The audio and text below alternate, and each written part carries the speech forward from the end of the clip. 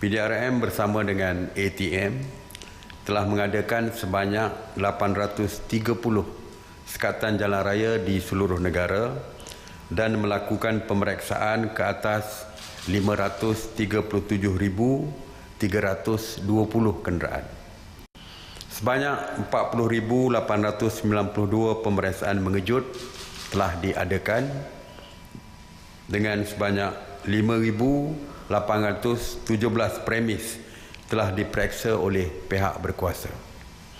PDRM telah menangkap 386 individu berbanding dengan 550 individu pada hari-hari sebelumnya kerana engkar PKP, yang merangkumi 332 individu yang direman dan 54 individu diberikan jaminan polis. Daripada jumlah tersebut, kita lihat bahawa jumlah tangkapan daripada hari ke hari semakin menurun. Dan kita amat berharap supaya trend ini berterusan.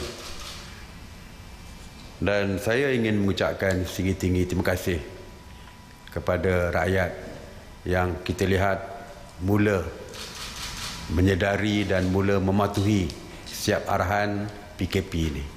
Dan terima kasih juga kita kepada pihak PDRM, ATM dan semua agensi yang terlibat bagi memastikan pematuhan rakyat ini dapat ditingkatkan.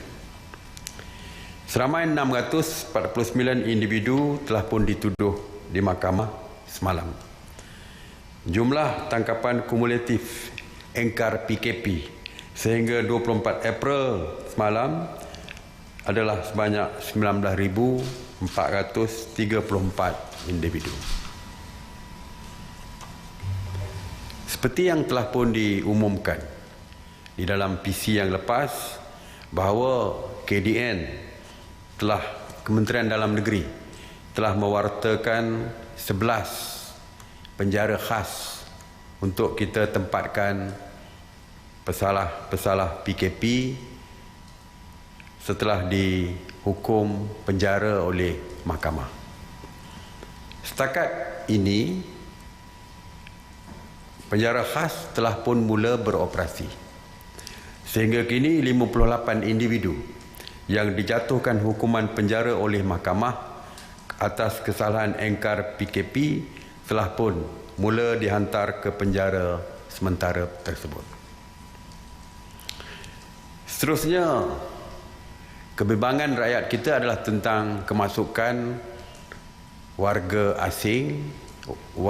asing ataupun parti sebenarnya. Warga asing kita memang telah pun tidak membenarkan kemasukan. Pintu-pintu sempadan telah pun ditutup untuk tidak membenarkan kemasukan warga asing ke negara kita.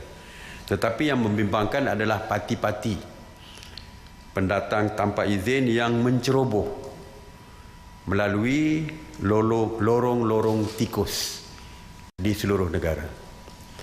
Sebenarnya pihak berkuasa telah pun mengenal pasti semua lorong-lorong tikus, sama ada di pantai barat Semenanjung, termasuk juga di Sabah, di pantai Sabah, termasuk juga jalan darat melalui Sarawak.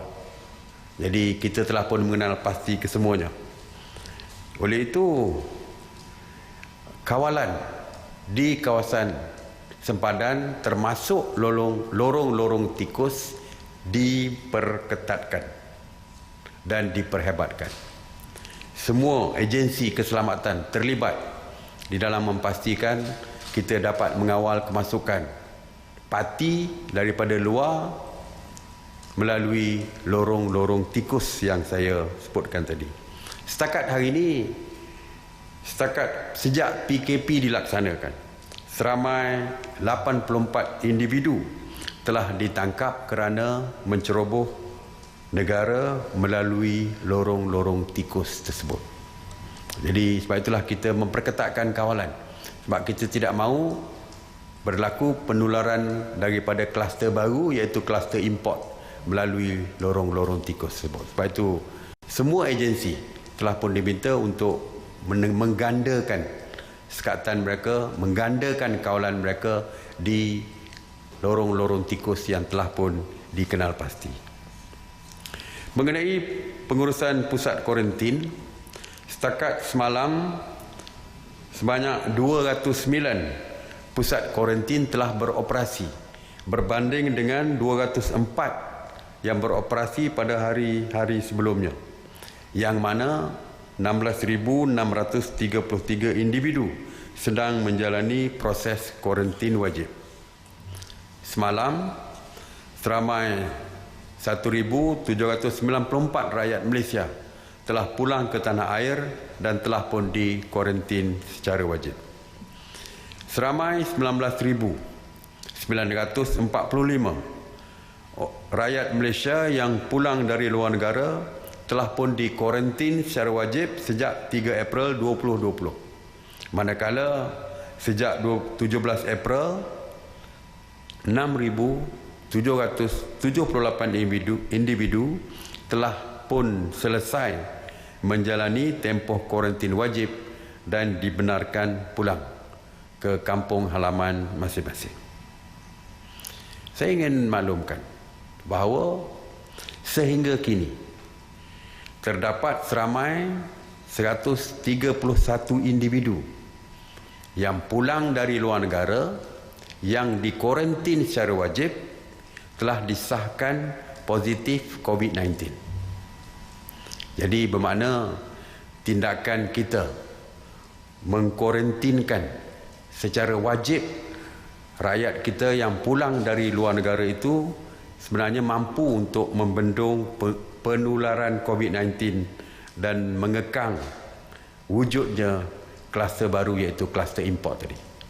Jadi kalau saya pernah sebut tadi, bayangkan kalau 131 ini kita benarkan mereka untuk pulang untuk membuat self quarantine dan sebagainya, saya percaya ianya akan mewujudkan satu kluster baru yang akan merebak bukan saja kepada mereka, kepada keluarga mereka, malah masyarakat di sekitar mereka. Jadi sebab itulah kita tindakan kita untuk mewajibkan kuarantin bagi rakyat kita yang pulang dari luar negara ini adalah satu tindakan yang amat tepat sekali. Mengenai operasi sanitasi awam di bawah kawal selia KPKT sejak 30 Mac 2020, KPKT telah melakukan sebanyak 4,064 operasi sanitasi di 126 zon, termasuk di 13 zon merah, dan sebanyak 7,930 premis kerajaan, premis perniagaan dan kawasan awam telah pun disanitasi. Semalam, sebanyak 128 operasi sanitasi yang meliputi 38 zon merah dan kuning di 11 negeri, termasuk 31 operasi di Johor dan 31 operasi di Perak. Operasi sanitasi semalam merangkumi 6 bangunan kerajaan, 135 tempat awam, 107 perniagaan dan 103 kawasan perumahan, termasuk projek perumahan rakyat.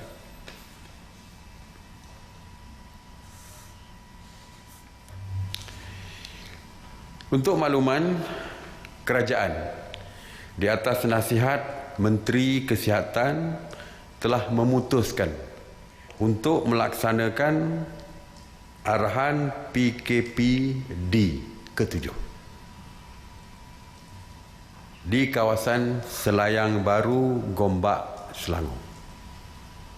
PKPD ini berkuat kuasa mulai hari ini 25 April 2020 hingga ke 3 Mei 2020 yang melibatkan 6 pasal yang telah dikenal pasti seperti berikut. Pasal pertama, Jalan Indah 3 dan Jalan Indah 5A, Selayang Indah, Gombak, Selangor. Zon B, Jalan Indah 21, Lembah Indah, Selayang Baru, Gombak, Selangor. Zon C, Jalan Besar Selayang Baru, Jalan 1 dan Jalan Indah 21, Selayang Baru, Gombak, Selangor. Zon D, Jalan 3, 5, 7 dan 9, Selayang Baru, Gombak Selangor. Zon E, Jalan 2, 4, 6 dan 8 Selayang Baru, Gombak Selangor. Dan zon yang ke-6, Blok A, B dan C, Selayang Makmur, Gombak Selangor.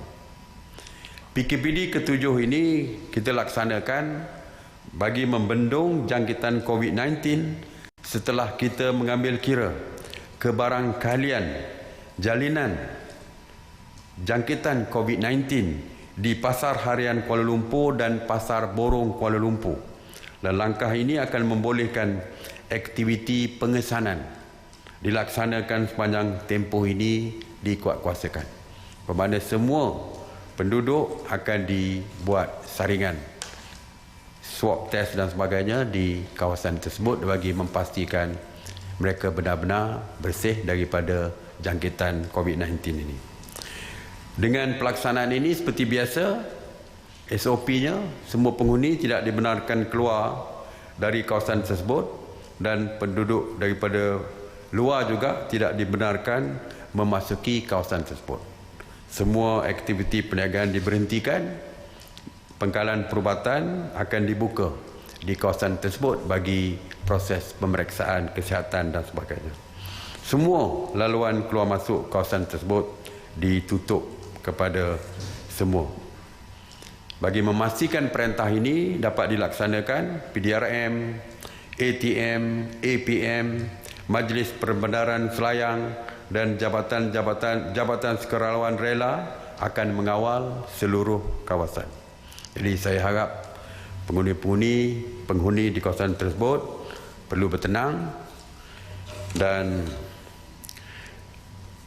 jika ada apa-apa masalah boleh menghubungi talian bencana daerah Gombak 036120, iaitu ini nombor telefonnya 0361201092 ataupun 036126 atau 61261500 atau Pusat Kawalan Ibu Pejabat Polis Daerah Gombak di talian 0361262247 ataupun 0361262240. Untuk makluman, saya baru dihubungi oleh Menteri Pembangunan Wanita, Keluarga dan Masyarakat bahawa keperluan barang makanan telah pun mula diedarkan dengan bantuan petugas dan juga agensi-agensi yang berkaitan. Jadi kita dah mulai edar hari ini lagi, ditutup hari ini, edar terus supaya tidak timbul isu yang berkaitan dengan bekalan makanan dan sebagainya. Dan seperti biasa, jika ada keperluan lain selain daripada barang makanan kering yang dibekalkan, penduduk di situ juga boleh menghubungi pusat operasi dan juga talian bantuan bencana daerah Gombak tadi untuk mendapatkan bekalan-bekalan lain seperti susu bayi, lampin bayi dan apa saja yang diperlukan oleh mereka. Dan jika ada kecemasan, mereka juga boleh menghubungi talian ini. Malah jika ada keperluan seperti OKU dan sebagainya yang memerlukan perhatian yang lebih rapi, jadi talian ini juga boleh digunakan. Jadi pegawai kita sentiasa berada di pusat operasi bagi membantu penduduk yang dikenakan PKPD ini. Jadi itu saja. Sekali lagi, terima kasih dan seruan saya seperti biasa, terus tinggal di rumah bagi memastikan keselamatan diri, keluarga dan masyarakat. Stay home, stay safe. Terima kasih. Saya buka kepada soalan.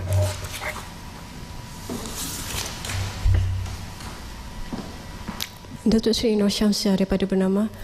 Satu soalan Datuk Seri berkenaan dengan FAM. Baru-baru ini dia ada buat permohonan rasmi dengan MKN dan KKM untuk meneruskan saingan Liga Malaysia yang tertangguh sejak 16 Mac lalu selepas PKP dilaksanakan.